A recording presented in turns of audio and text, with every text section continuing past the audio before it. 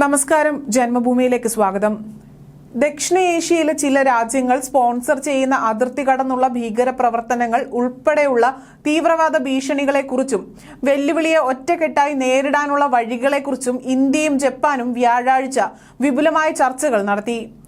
ഭീകരവാദത്തിനെതിരായ India Japan സംയുക്ത working ഗ്രൂപ്പിന്റെ 6ാമത് യോഗത്തിൽ ഇന്ത്യൻ പ്രതിനിധി സംഘത്തെ നയിച്ച് MEAയിലെ ജോയിന്റ് സെക്രട്ടറി KC ദേവാൽ ആണ് പങ്കെടുത്തത്.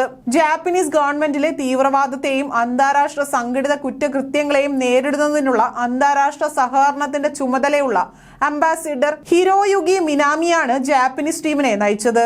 ഭീകരതയ്ക്കെതിരെയുള്ള ഇന്ത്യൻ ജപ്പാൻ സംയുക്ത വർക്കിംഗ് ഗ്രൂപ്പിന്റെ യോഗത്തിൽ സമൂലവൽക്കരണം, തീവ്രവാദത്തിന്റെ ധനസഹായം നൽകൽ, തീവ്രവാദികൾ പുതിയതും ഉയർന്നു വരുന്നതുമായ സാങ്കേതിക വിദ്യകളുടെ ഉപയോഗം എന്നിവ പരിശോധിക്കുന്നതിൽ സഹകരണം വർദ്ധിപ്പിക്കുന്നതിലും ഇരുപക്ഷവും ശ്രദ്ധ കേന്ദ്രീകരിച്ചു. ദക്ഷിണേഷ്യ, തെക്കുകിഴക്കൻ ഏഷ്യ, കിഴക്കൻ ഏഷ്യ, മിഡിൽ ഈസ്റ്റ് എന്നിവിടങ്ങളിലെ ഭരണകൂടം സ്പോൺസർ ചെയ്യുന്ന അതിർത്തി കടന്നുള്ള ഭീകരത, അഫ്ഗാനിസ്ഥാൻ, പാകിസ്ഥാൻ മേഖലയിലെ ഭീകര പ്രവർത്തനങ്ങൾ എന്നിവ ഉൾപ്പെടെ അതാത് പ്രദേശങ്ങളിലെ തീവ്രവാദ ഭീഷണികളെക്കുറിച്ച് ഇരുപക്ഷവും വീക്ഷണങ്ങൾ കൈമാറിയെന്ന് വിദേശകാര്യ മന്ത്രാലയം പറഞ്ഞു. ഭീകരരുടെ പുതിയതും ഉയർന്നു വരുന്നതുമായ സാങ്കേതിക വിദ്യകളുടെ ഉപയോഗം, തീവ്രവാദ ആവശ്യങ്ങൾക്കായി ഇന്റർനെറ്റ് ദുരുപയോഗം, സമൂലവൽക്കരണം, തീവ്രവാദത്തിന് ധനസഹായം നൽകൽ എന്നിവ ഉൾപ്പെടെയുള്ള ഭീകരവിരുദ്ധ വെല്ലുവിളികൾ ഇരുപക്ഷവും വിലയിരുത്തിയെന്നും മന്ത്രാലയം പ്രസ്താവനയിൽ പറഞ്ഞു.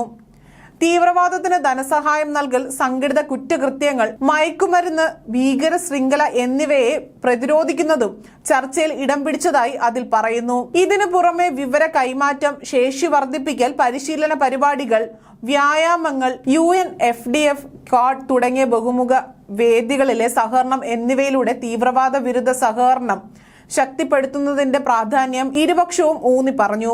കള്ളപ്പണം വെളുപ്പിക്കലും തീവ്രവാദത്തിന് ധനസഹായം നൽകുന്നതിനുമുള്ള ആഗോള പ്രവർത്തനങ്ങൾ ഇല്ലാതാക്കാൻ ശ്രദ്ധ കേന്ദ്രീകരിക്കുന്ന ഒരു പ്രമുഖ സംഘടനയാണ് ഫിനാൻഷ്യൽ ആക്ഷൻ ടാസ്ക് ഫോഴ്സ്.